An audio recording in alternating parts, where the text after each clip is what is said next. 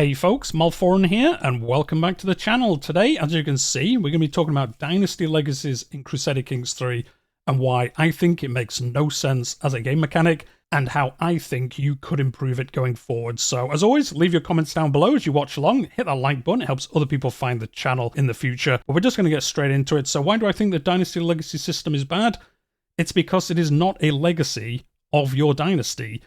You can choose in this section whatever you want. So in the screenshot at the moment, we are currently in Sweden. We are a Scandinavian realm. We could do a lot of pillaging, but instead of putting points in pillaging, we could just put all our points into guile. Even if we never do any intrigue-focused activities, we could have our legacy be really well known for its guile, which to me personally makes zero sense. Like, I think this system should work, and we're going to get into it, that you unlock things based on what you actually do in the game. I think it would make it a lot more dynamic. It would make it a lot more interesting. I'm not sure if you're like me. I put points into this, and then I'll be honest, like 90% of the time, I forget what they even do. Unless there's something really interesting or really like obvious that they do something different, like for activities, giving you a free grand activity for your house head. That one is obviously a huge one every time you can do it, so it's super obvious. But some of these, you know, if you get this, Max Learn Languages Scheme, Promote Cultural Acceptance, plus 30%. I would imagine I'd forget that these were a bonus if I went down this tree and I picked this. So how would I change this system? Well, and you'll have to let me know what you think about this. I think you should unlock these based on doing things linked to them. We're going to use Sweden in Scandinavia as an example. So maybe we do go pillaging, maybe we do go adventuring, and basically doing activities based around these would give us XP that unlocked these bars. So instead of just choosing them, getting 500 renown, and I'm going to choose Sea Wolves, and I'm going to unlock these bonuses, doing pillaging would gradually unlock these boxes and give you bonuses. Now, some of these bonuses would have to be redone. It would have to basically be a total remake of the system. I'm not saying this would be easy. And as you filled out a bar based on pillaging, you got bonuses linked to this. So the more pillaging you did, the more of these you unlocked, and your legacy of your character is that they were a pillager. They went around pillaging, and that's what they become known for doing, like historically happened. Maybe you are in Scandinavia, you just do a lot of tournaments, you do a lot of weddings, you do a lot of events and things like that. Then you would slowly fill up the activities bar and get the bonuses based on the fact that that is what your character is actually doing in the game. Same with warfare. You're doing a lot of wars, you're doing a lot of expansion. Well, you start building an XP bar up. Like the Hastilda trait and things like that, you build an XP bar up and you unlock these bonuses based on things you actually do as your character. I think it'd be a lot more interesting in getting bonuses based on what you did. And then how would this work on your later characters? Well, I think this would have a decaying effect. So you play a character and you fill up like 4 out of 5 on pillage. When you die, if you're on your next character, you don't carry on pillaging. These bars would slowly decay as you carried on playing, as your legacy becomes less well known for doing these things. So as you got further and further away from being a pillaging character on maybe your son or maybe your grandson or something like that, well, you would gradually start losing these bonuses because your legacy or your house would slowly start losing like the renown and the knowledge of doing these things. Maybe on your grandson, you do a lot of, well, intrigue, let's say that. You become an intrigue-focused character and you start forgetting your like pillaging roots, and you start building up the XP bar on Guile, and Guile would start giving you bonuses, and Pillage would slowly start decay down. You would start losing these bonuses as like the historical knowledge of your ancestors basically started to be forgotten by your house. Think of it another way. If you were, again, as Sweden, you did a lot of pillaging, but then maybe you took over Normandy, and then you start to settle in Normandy, and you started to build up along the law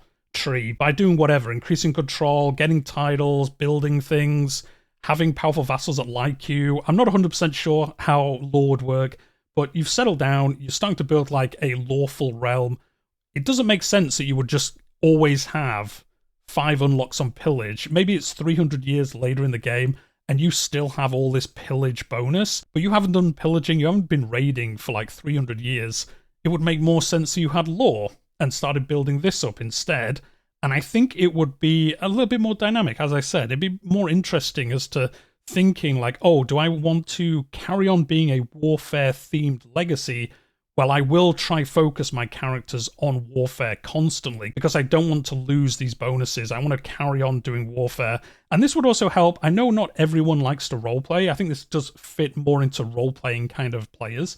But if you're not role-playing, if you hit that reset perks and you're always just, I want to just do warfare, I'm going to focus on warfare on every character, well, this would basically make no difference to you then, because the warfare one would probably fill up, and then you could just never lose any, unlocks from it. You'd never lose XP, as it were, from decaying, because you would always play characters that played that way. And I think it would just make a little bit more, sense, really, that you were known for that. Like, say, for example, when Merchant Republics come into the game, I'm not sure which one really fits this. Actually, we don't have it on the screen at the moment. The Metropolitan one that is from Iberia, that would come into the base Legacies.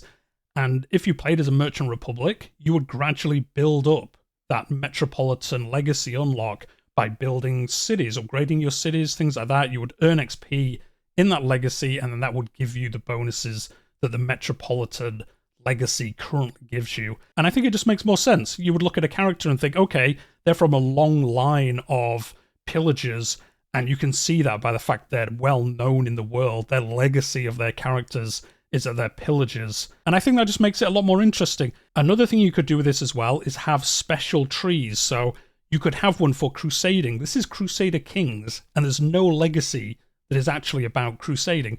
Maybe you have a special Crusader one down here, and whenever there's a crusade on, if you go and do the crusade, you earn XP. And if you constantly crusade, if you're always doing crusade, you're known as that kind of holy house, and you're always there for the church, you're always going to spread the word, then you would unlock more and more bonuses based around this. Maybe you get a Crusade estate set up. If you're successful, if you keep that going, you earn even more. And maybe some of the bonuses here help you keep those Crusade estates together, because it is pretty difficult sometimes to do that. Or it just gives you bonuses for fighting heretics and things like that. And I think it'd be cool to have these one-off special trees for things like crusading, because that's not something that you really get any bonuses outside of getting that Crusader King, Crusader Queen trait that only your main character gets. I believe, someone can correct me in the comments, I don't think that's inherited down in your family. That's why generally they fall apart when the AI does it, because they lose all those bonuses that gives you. And yeah, I think it'd be cool. Yeah, if you do crusading, you would fill out this bar and get the bonuses. Now, you could just have that in the system now, but again, you could choose that even if you never crusaded and things like that. I hope you kind of see what I mean, like how this system works currently. It doesn't make a lot of sense. Maybe you like, as many people do, to play the eugenics game in Crusader Kings. Well, then you would earn XP in blood. Maybe every time you get the genius trait to pass on to a daughter or onto a son, you earn XP or something like that. Every time you pass a trait onto your next child, you start earning XP through here. Other ways as well, obviously, because it'd be pretty difficult to do that. And then you unlock these bonuses, because otherwise, it's just clicking a button and getting a bonus for no real reason. Yes, you earn renown, but then you just spend it on things that aren't even linked to what your character is doing. So that's kind of the basics of it. I think it kind of makes sense in my head. If we look at some other examples here, like customs, tolerance, curiosity, and a profound understanding of what unites us. Hey, if I just go, like in my current Rise of the Gurids campaign, and just invade everywhere, but choose this option, which is what we've done, it makes no sense. Like, tolerance, curiosity, no, I'm just rampaging through the Middle East and through northern India, and just taking everyone's land. But I've chose customs, so I get all these bonuses that help me. The cultural people around me think I'm great, even though I've just taken over all their lands. It doesn't make any sense. Now, if I went into those lands and married their children, maybe you do alliances and marriages with these other cultured realms. That's how you would earn XP in customs, by actually intermingling. Every language you learn gives you some XP. You would then unlock one of these, and then this would make more sense. Oh, I focused on learning languages. Well, now I can learn another language because I've done so well building this up, and then shared ideas. Well, I've gone into these other realms, I've learned their language, so the cultural fascination increases. You also gain a weak hook if a new vassal is of a different culture. It kind of fits a little bit more, I think. And then again, more cultural acceptance, cultural emissary. Well, I've been marrying into these realms, I've been learning their language, maybe I've been landing people of their culture in my realm. Well, now I get this emissary because I'm well known for respecting traditions. Side by side, celebrate other culture decisions. We've done this in the current campaign I'm doing. where you celebrate them and all land from that culture gets a crazy good bonus. It makes more sense if you've actually done that in the build up to unlocking this, whereas at the moment we've just been, like I say, killing everyone, going through, grabbing their land, installing people of my dynasty into their lands. Why can I do this? Why can I say, yeah, I'm going to celebrate your culture? What have you done for us? Oh, just killed everyone of your culture and put my people in charge, but let's celebrate the fact that you're great. Doesn't make sense to me. And that's just really what I was thinking about today. A bit of a rambling one. So I just thought it'd be an interesting way of redoing the system so it makes a little bit more sense to me. And then the last thing I was thinking of for this is, I know some of you will say like, oh, well, it's a little bit annoying that you unlock things and then they slowly decay unless you carried on doing things from that tree. I was thinking you could have like infamy events where, say for example, again as Sweden, maybe we go and sack Rome and then sack Paris or something like that. And these would be infamy events where it's such a big event that you would unlock something, maybe not permanently, again, maybe for like 3 or 4 lifetimes. You would be so well known for doing that the unlock, even if you lost the XP to have it technically unlocked, it would stay unlocked for, like I say, maybe 3 lifetimes, because in that time, your house would still be well known for doing that. A good example I was thinking of is the red weddings. If you do a red wedding and you murder everyone at your wedding from a different house, well, I think you would be well known for doing that. So it would obviously give you a bunch of XP in the Guile tree. Maybe it would unlock some bonuses related to that as well. So if you did it again in the future, you're better at it or something. I'm not 100% sure. Why would someone trust you again, I guess? But anyway, if you actually completed one, it would maybe lock this top one, like family connections. And even if you weren't playing a Guile character in the future, instead of it losing XP and this bar going down, you're losing these bonuses as you're earning bonuses in another one. You know, they were activity focused, so they're kind of building that up slowly instead. And if they carried on doing activities and their son did activities, they would slowly start forgetting Guile and going into activities. Well, because it lived in like infamy that you did do a bloody wedding, your grandfather did or something, you would keep some of these unlocks for a longer time because it's such a well-known event. It kind of locks it in place for a little bit. I think that would be a cool way of doing it, in kind of allowing you to kind of go into 2 or 3 trees maybe, depending on what you did, or just doing something really special gives you that additional bonus. I think that would work quite cool. It would kind of push you into doing certain things as well, I think, which is also cool if a system does try and do that. Now, how would this tie into systems we already have? Well, I think lifestyle trees would obviously fit it great, because if you are a martial character, maybe you get bonus XP in the warfare tree by doing these events to give you XP. If you're a learning character, maybe you get erudition for things like that, or maybe some of the bonuses, some of the perks in that lifestyle tree give you additional bonuses to this. Maybe even if you're a martial character, but you're not really doing much actual martial stuff, maybe it just slows or pauses the decay that happens if you're not doing the events themed around these trees. And I thought that'd be a cool way to kind of tie the lifestyle trees into the legacies, which again, at the moment, it isn't at all. You can basically have martial characters forever, but then just pick law and blood, and it's not related to what you do, as I've said before in this video. Probably like the 3rd time I've said that. Yeah, I think it would tie some of these systems together. And then the other one, which is quite relevant at the moment with the latest wards and wardens, is you have universities. At the moment, you go to them, you have all these different events and things like that, but maybe you could go to university and learn something. So you want to switch from, you're a warfare character, and you want to think, well, I'm settling down. As we said earlier, I want to settle down. I want to kind of forget my warfare past. I want to make a glorious nation or a lawful nation. Maybe you would go to university and you would learn something around these, and maybe it would give you a boost, maybe a 50% boost in glory, 50% boost in the law tree, to kind of help you quickly change to another one if you did want to do that settle down, if you did want to kind of change how your legacy is seen.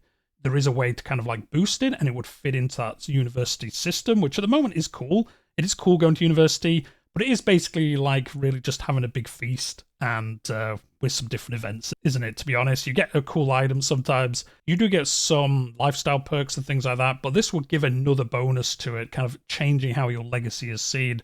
And then the last one would be marriage and alliances. At the moment, you marry basically just for alliances. You do marry for traits as well. You know, if you want to keep that genius trait going, you find another genius character. Now, what if instead, we'll use the example again, you've settled down in France as a Viking, and maybe you marry into the HRE. Maybe the daughter from the HRE, maybe they're focused on kin, large families and things like that. Your character is focused on pillaging.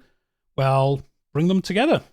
Maybe you get 25% of that character's dynasty knowledge and maybe like 75% of your dynasty knowledge, and you basically bring it together for your child. You know, your mother is teaching you about her heritage. Obviously, your father is teaching about his heritage. And I think it would give another dynamic twist to marriages where you'd be maybe thinking, similar to before, you know, I want to double down on warfare, so I'm going to marry to another warfare-themed dynasty or house, and then we'll get like some extra bonuses for that. Or yep, I'm warfare focused, but I think I've got some intrigue coming in the near future, so I'm going to try and marry into a house that has really high guile legacies, and you would get some kind of bonus. Now, how it would work exactly, I'm not sure. I'm not a game designer. This is just an idea, but I think it would be cool where you could inherit some of it. Maybe you do it, and then if your mother becomes your guardian, again, build on the guardian system even more.